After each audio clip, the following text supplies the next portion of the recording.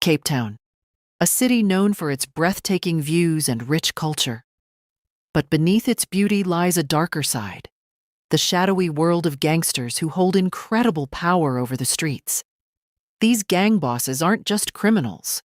They're symbols of influence, wealth, and fear. But how do they rise to such power, and just how much are they worth? In this video, we'll uncover the lives of Cape Town's most notorious gang leaders, their shocking riches, and the empires they've built. Stay tuned, because what we're about to reveal will surprise you. Cape Town is one of the most iconic cities in the world, known for its stunning landscapes, diverse culture, and vibrant communities. However, it's also a city with a dark undercurrent, one shaped by decades of gang violence. To truly understand the rise of gang bosses and their immense wealth, it's important to first explore how gangs became such a dominant force in the city. The origins of Cape Town's gangs. The gang culture in Cape Town can be traced back to the early 20th century, but it became more prominent during the apartheid era.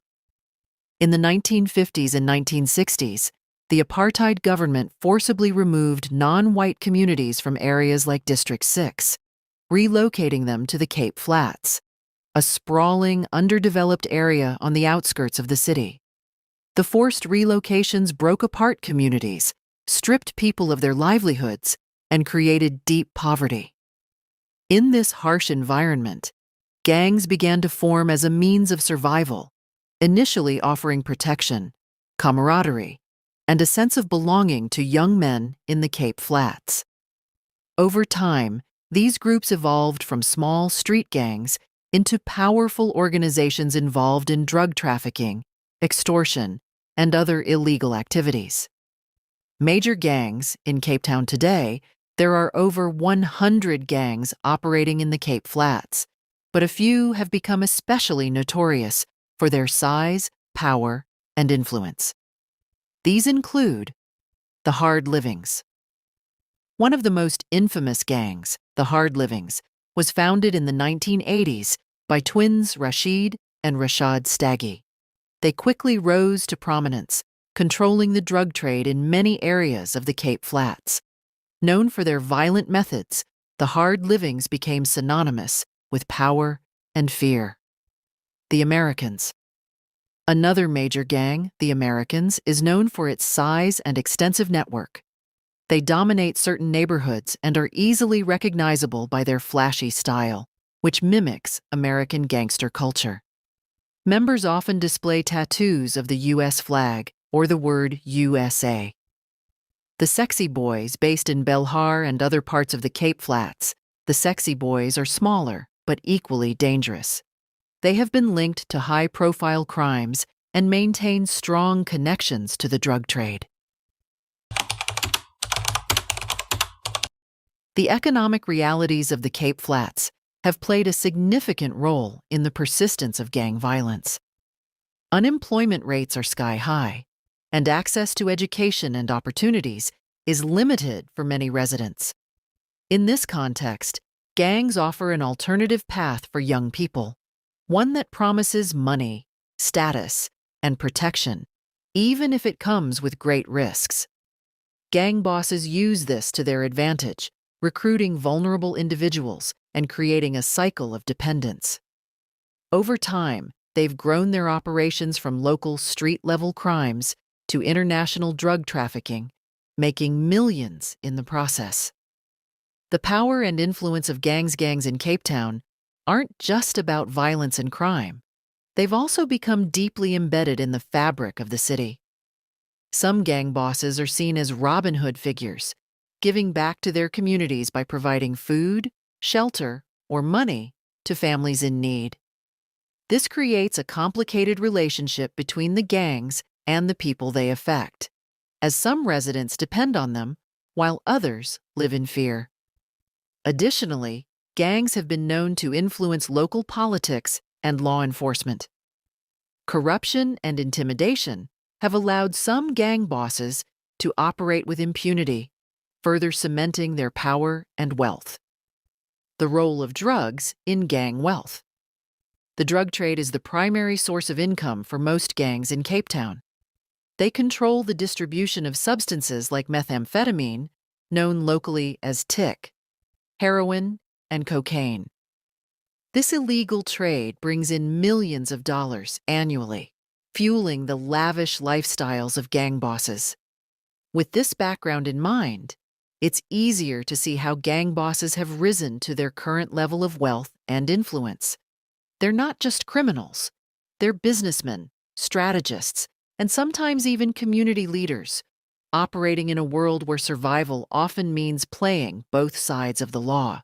Cape Town's gang bosses are not ordinary criminals. They are figures of immense power and influence, controlling vast networks of illegal operations that generate millions in revenue. Despite operating outside the law, many of these individuals live lives of luxury, accumulating significant wealth. Here, we take an in-depth look at some of the most infamous gang bosses, their rise to power, and their estimated net worths. Rashid Staggy. Rashid Staggy, along with his twin brother Rashad, founded the Hard Livings Gang in the 1980s.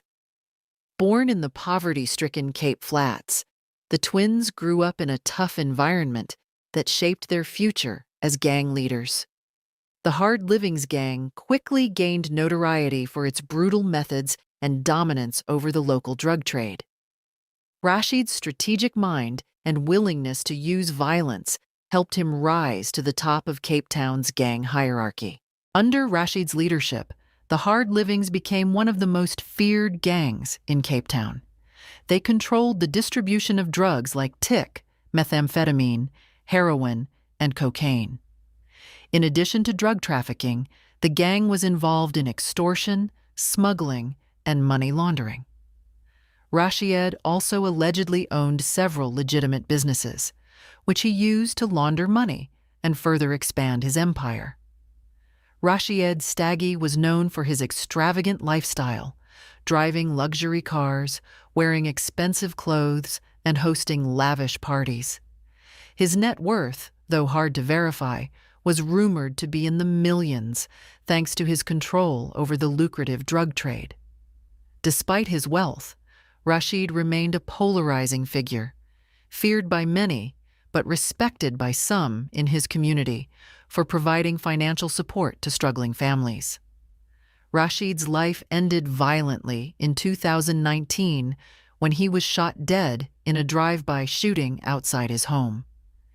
His death marked the end of an era for the Hard Livings, but also highlighted the violent realities of Cape Town's gang culture. Jerome Donkey Boyson, Sexy Boys. Jerome Boyson, better known as Donkey, is the alleged leader of the Sexy Boys gang based in Belhar, Cape Town. Unlike many gang leaders who come from abject poverty, Boyson has cultivated an image of sophistication, often appearing in public in designer suits and driving high-end vehicles. He rose to prominence in the 1990s, taking control of the Sexy Boys and expanding their influence. The Sexy Boys are heavily involved in drug trafficking, but their operations also extend to extortion and smuggling. Under Boyson's leadership, the gang has established connections with international criminal networks, increasing their profits and influence. Boyson has been linked to several high-profile crimes, though he has often denied any involvement. Jerome Boyson's net worth is difficult to estimate, but is believed to be in the range of several $million.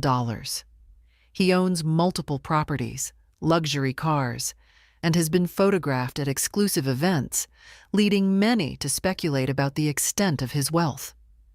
Boyson is known for his charisma and ability to negotiate, which has allowed him to maintain his position as a powerful figure in Cape Town's underworld. Boyson has survived multiple assassination attempts, including being shot multiple times in public. These incidents underscore the dangerous and volatile nature of his life as a gang leader.